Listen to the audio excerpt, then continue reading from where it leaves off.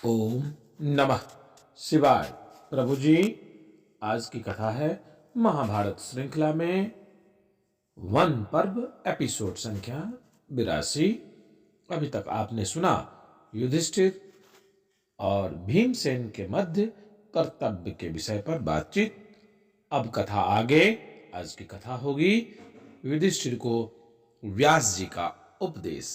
आइए अब कथा को प्रारंभ करते हैं।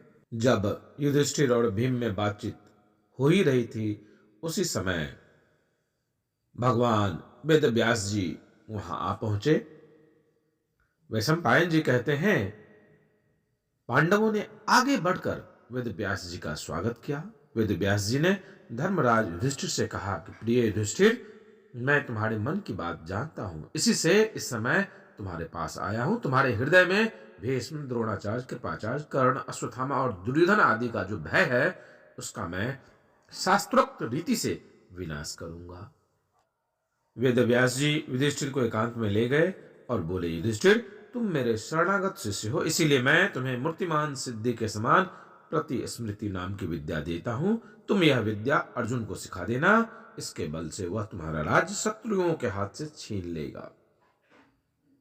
इसे कोई जीत नहीं सकता, अर्जुन को कोई जीत नहीं सकता। इसीलिए तुम अर्जुन को अस्त्र विद्या प्राप्त करने के लिए भगवान शंकर, देवराज इंद्र, कुबेर, वरुण और धर्मराज के पास भेजो। अब तुम लोगों को किसी दूसरे वन में भी जाकर रहना चाहिए, क्योंकि तपस्वी को चिरकाल तक एक स्थान पर रहना दुखदायी हो जाता है। ऐसा कहकर भगवान वेदव्यास ने राजा युधिष्ठिर को प्रति स्मृति विद्या का उपदेश दिया और अनुमति लेकर वे वहीं से अंतर्ध्यान हो गए। धर्मात्मा युधिष्ठिर को मन में बड़ी प्रसन्नता हुई। वे अब द्वैत वन से चलकर सरस्वती तटवर्ती के इलाके काम्यक वन में आ गए। युधिष्ठिर एक दिन व्यास जी के आदेशानुसार अर्जुन को एकांत में बुलाया और बोले, अर्जुन, भीष्म, द्रोणाचार्य, कृपाचार्य, कर्ण, अश्वत्थामा आदि अस्त्र शस्त्रों के बड़े मर्मज्ञ हैं। दुर्योधन ने सत्कार करके उन्हें अपने वश में कर लिया है। अब हमें केवल तुमसे ही आशा है। मैं इस समय तुम्हें एक आवश्यक कार्य बतलाता हूं। भगवान वेदव्यास ने मुझे एक गुप्त विद्या का उपदेश दिया है। इसका प्रयोग करने पर सब जगत भली भांति दिखने लगता है।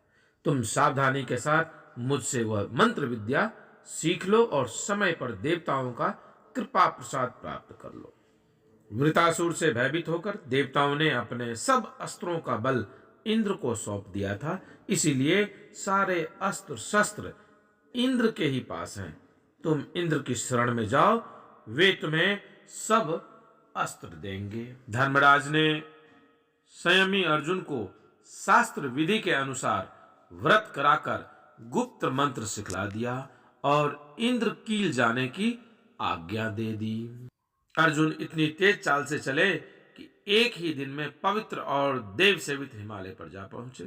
तदंतर वे गंधमादन पर्वत पर गए और बड़ी सावधानी के साथ रात दिन रास्ता काटते काटते इंद्रकील के समीप पहुंच गए। वहां उन्हें एक आवाज सुनाई पड़ी, खड़े हो जाओ।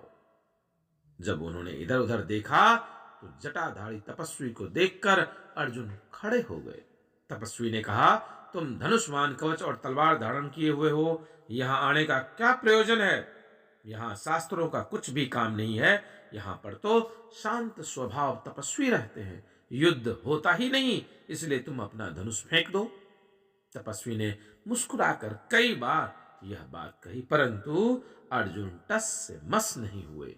उन्होंने शस्त्र न छोड़ने का निश्चय कर रखा था। अर्जुन को अविचल देखकर तपस्वी हंसते हुए कहा, अर्जुन, मैं इंद्र हूं, तुम्हारी जो इच्छा हो मुझसे मांग लो।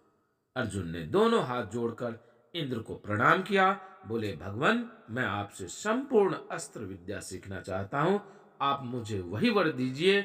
इंद्र ने कहा, अब तुम अस्त्रों को सीख कर क्या करोगे? मन चाहे ऐश्वर्य भोग मांग लो।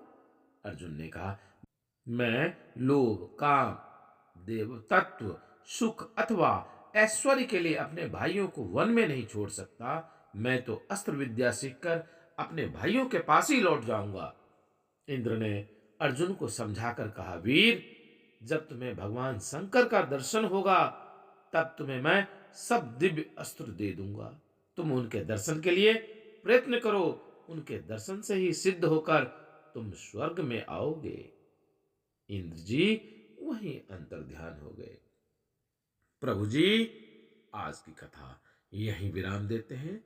आपको कथा कैसा लग रहा है? यदि आप कथा में आनंद कर रहे हैं तो प्रभु जी शिवायात्रा दर्शन को लाइक, शेयर, सब्सक्राइब अवश्य कीजिएगा। शीघ्र मिलते हैं अगली वीडियो में। तब तक के लिए ओम नमः शिवाय।